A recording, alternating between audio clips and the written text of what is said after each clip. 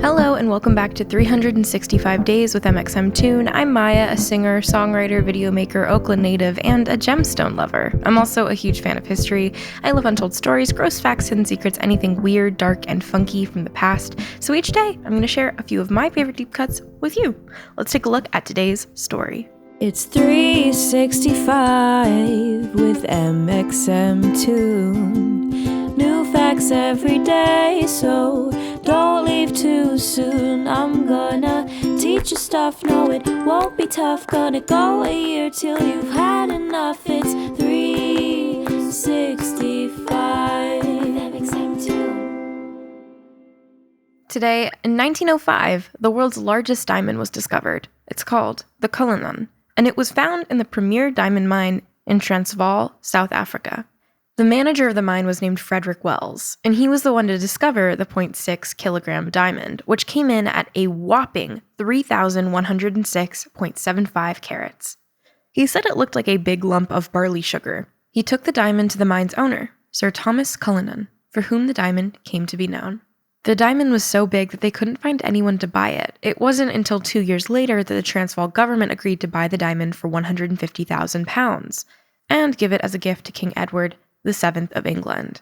Getting the diamond to King Edward was a production in and of itself. The Transvaal government put the diamond on a smuggling steamship under armed guards, or so they told everyone.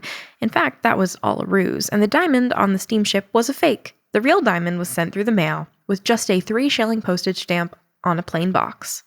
The diamond was given to King Edward in November of 1907, and then it was sent to one of the most well-regarded diamond cutters in the world, Joseph Asher, who studied the gem for months to figure out how best to cut it. His first attempt to cut the diamond cut his chisel instead. Now I know why they talk about how hard diamonds are. It took 8 months to cut the diamond into 9 principal stones. The largest stone came to be known as the Great Star of Africa. To this day, it is the largest polished white diamond in the world. Nowadays, every year, $13 billion of rough diamonds are produced. A little more than half of these, $8 million worth, come from Africa. The diamond industry employs 10 million people worldwide. Diamond jewelry sales still grow every single year, and in the past 25 years, the diamond trade has tripled 3 times. But alas, the beauty of diamonds has a very dark side. To start off with, the diamond mining industry is really bad for the environment. Much of the mining is unregulated, so there is hardly any way to ensure that it is safe, ethical, and environmentally conscious. The mining is super not sustainable and creates a lot of waste for the amount of stones that are found and sold. Diamond mining also harms biodiversity in the areas where it takes place, while the process of mining releases carbon emissions into the air. That's not the only questionable part of the diamond making and selling process, though. The grading system that supposedly regulates how diamonds are sold changes based on what diamonds have been found lately and is up to the whims of diamond sellers to enforce. So a lot of times, it ends up being shady and more based on what the sellers want than what the diamond's quality actually is. Perhaps worst of all, nearly 25% of diamonds sold today are blood diamonds, which means that they were sourced via slavery and conflict. The well-known diamond corporation, De Beers, is also notorious for using child labor.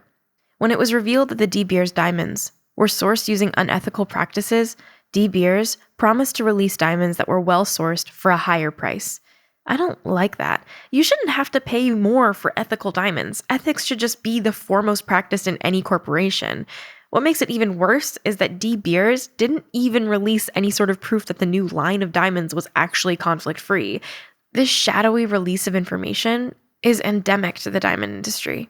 Diamonds are popular for many reasons, but a lot of the hype comes from the fact that diamond sellers just made it that way. Diamond businesses want diamonds to have a reputation of strength and rarity and romance so that more people buy them. There are tons of gemstones out there, and many of them don't have the sketchy sourcing or ethical qualms that diamonds do. I don't own many crystals or gemstones at all, but if I do, I have one ring that's a synthetic gemstone, and I really like it. I can't tell a difference. Maybe somebody who is a jeweler can, but I can't because I'm 20 and I know nothing. But I still really like it, and it doesn't fund a genocide. The diamond engagement ring doesn't even date really far back to an old age tradition, as the diamond industry would have us believe. The idea of diamonds as an engagement ring was created in the 1920s by, you guessed it, De Beers. At the time, they controlled 90% of African diamond mining and were looking for a way to make the gemstone popular in the United States. It worked. Now everyone thinks of diamonds as the only acceptable engagement ring. That's not the only false rumor about diamonds, though. In fact, a lot of the things that we say about them aren't true. Has anyone ever told you that diamonds are super rare? They're not. They're actually one of the most common gemstones on Earth. This also leads to them being super overpriced. Diamonds are sold at a huge markup. To combat some of these issues, labs have started making synthetic diamonds. They're so well made that unless you're some kind of rich diamond expert type, you can't tell the difference between it and the real thing. They're usually 20 to 30% cheaper than mined diamonds. They have the same chemical components as so-called real diamonds, or you could buy lots of other gemstones. The world is full of cool rocks and minerals, and there's no reason to only wish for diamonds. Now onto music. Today in 2020, Billie Eilish swept through the Grammys, leaving no award unturned. She was nominated for 6 awards, won 5, and won the 4 awards that are now considered the Big Four at the emblematic award show. Her debut album, When We All Fall Asleep, Where Do We Go, won Best Pop Vocal Album, and the album also won Album of the Year. Her absolute bop, Bad Guy, won both Record of the Year and Song of the Year. Eilish herself won Best New Artist. To top it all off, her brother and producer, Phineas, won Best Engineered Album, Non-Classical, and Producer of the Year, Non-Classical. I loved this album. I very rarely find myself clinging on to full projects, and When We All Fall Asleep, Where Do We Go was kind of one of those revival albums for me where I listened to the whole project nonstop for months on end and just was blown away by not only Billie's lyrics and performances, but the production from Phineas as well. I remember playing it on my speakers really loud while I was downstairs in my family's house and I was playing Overwatch. And I would listen to Bad Guy or any of the other songs like My Strange Addiction and just like bop really hard while I was gaming, and it made me feel like I was a badass, even though in reality I probably wasn't. So a belated congrats to Billie. I can't wait to watch her continue to crush as her career goes on.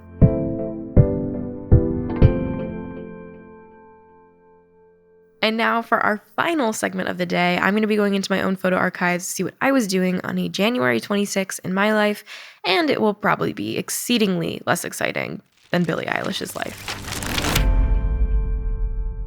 January 26, 2020, I filmed the Fever Dream music video. That was a very exciting thing for me. Definitely probably something more standard for Billie Eilish.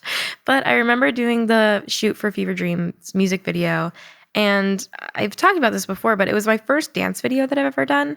So I wasn't lip syncing. I wasn't doing performance shots outside of like actually just dancing. So performance shots in music videos are when you lip sync to the song and it's like cut in between a bunch of different other shots. But I didn't have any of those because I was doing actual dance movements the whole entire time. And I think the music video, I remember doing so many takes for it. And we were dancing on a cyc, which is basically, a cyc is a smoothed, flat, white area. Me. And you light it up with different things so that way it looks like it's kind of infinite. So that's what we had, and it was concrete. It was just painted over with like white paint, and I was dancing on it barefoot for 8 hours. I remember going back to my Airbnb after that whole experience was over and just feeling like I feel like my soul has been taken out of me and moved on to the next life because I was so tired and I don't exercise. So having 8 hours of dancing barefoot on a slab of concrete was pretty much the peak amount of physical effort that I had done in ages. Thanks so much for going back in time with me, and remember to subscribe wherever you listen to podcasts. You can come back tomorrow for more stories from yesteryear. It's 365 with mxmtoon. New facts every day, so don't leave too soon. I'm gonna teach you stuff, no it won't be tough. Gonna go a year till you've had enough. It's